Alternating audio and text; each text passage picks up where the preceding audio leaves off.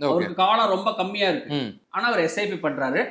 அந்த EMI plus extra அந்த top up 10,000 பண்றாரு இல்லையா, அந்த அந்த அமௌண்ட்டை பண்றாரு. இப்போ இஎம்ஐ எவ்வளவு நம்ம சொன்னோம்? நம்ம இஎம்ஐ சொன்னது வந்து 41,822 ரூபா சொன்னோம். பிளஸ் 10,000 போட்டா இப்போ 51,000 கிட்ட பண்ணணும்.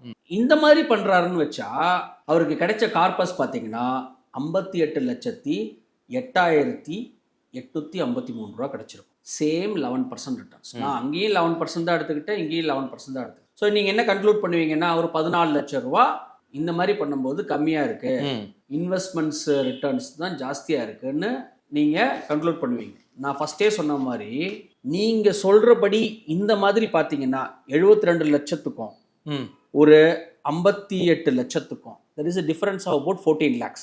பட் அங்க இன்ட்ரெஸ்ட் ஒரு 3 லட்சம் சேவ் பண்ணிருக்கீங்கன்னு நம்ம சொன்னோம். 2,88,700. அதையும் நீங்க இன்க்ளூட் பண்ணிக்கணும். டைம் வேல்யூ படி பண்ணீங்கன்னு சொன்னா ஒன்றும் பெரிய டிஃபரன்ஸ் கிடையாது. Not much difference.